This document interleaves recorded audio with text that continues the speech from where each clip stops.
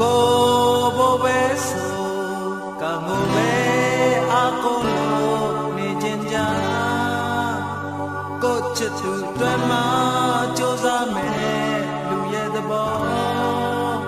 လောကရဲ့အစင်များတစ်ခုပါ